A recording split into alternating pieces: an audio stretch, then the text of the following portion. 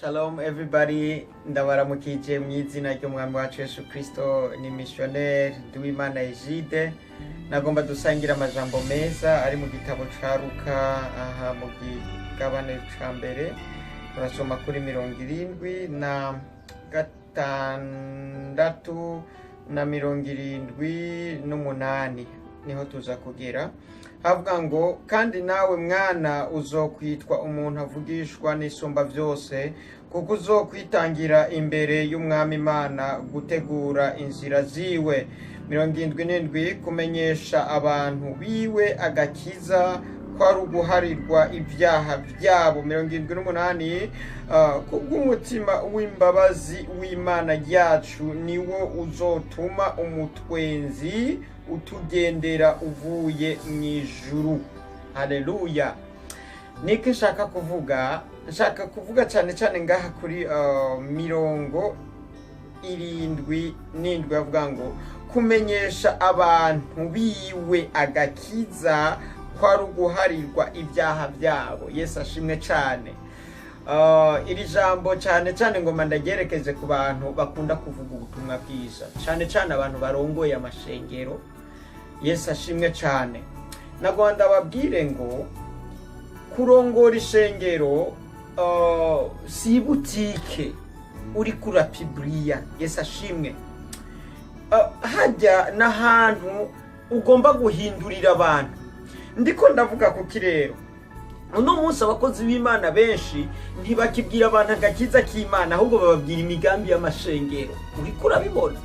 Bakavuga ngo ishengero ryacu rifise ababayeri, rifise abazungu, mu minsi isoza tuzubaka amashure, tuzubaka ibitaro. Urumva iri shure nkamwe muriko muriga, urumva iri shengero rirafise kazoza keza. Ugasanga abantu rero bariko barakurikirana izo nyigisho, ntibariko barakurikirana agakiza. Yesu ashimwe cyane. Bakozi b'Imana umanze murabe ico ijambo ry'Imana rivuga, kumenyesha abantu. Umva mwenda hasubiremo neza ngene havuga. Haleluya. Ngo kumenyesha abantu biwe agakiza kwari uguharirwa ibyaha byabo. Menyesha abantu b'Imana agakiza, bamenye guharirwa ibyaha, bamenye kwihana, kwatura. Reka kubabwira ibyo bazobona, reka kubabwira ko bazogenda manga, bazorya neza, bazogirane. Bamenyesha agakiza k'Imana, bamenye ko ari uguharirwa ibyaha byabo. Yesu ashimwe cyane. Kubera iki tugomba gufata inyigisho tukazihindura ukundi kuntu umenga dushaka inyungu zacu. Yesu ashimwe cyane. Ico Imana igomba uyu munsi kuri uwo mukozi w'Imana, haguruka ubwiriza abantu ubutumwa bwiza, kandi ntubatinye kubabwira ukuri. Icaho kivuge nk'icaha. Ureke gukoresha systeme zo kubereka ko uzakubaka urusengero rw'ibiyo, urusengero rw'inzahabu, urusengero ruteye ubwoba.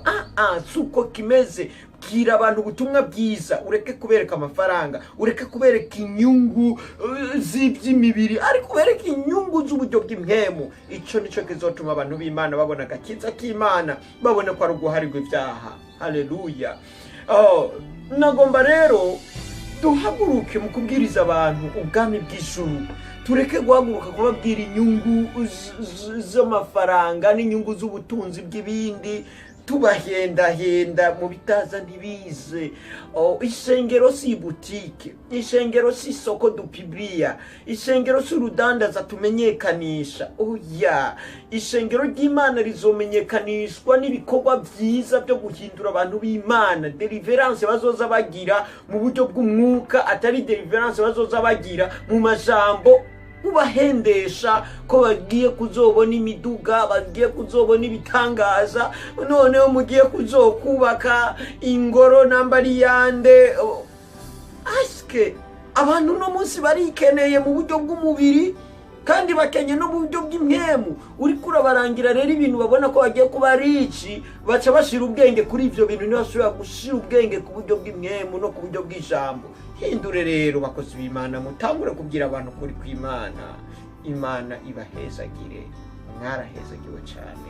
Yari missionnaire Nduwimana Egide. Ndabakunda cyane.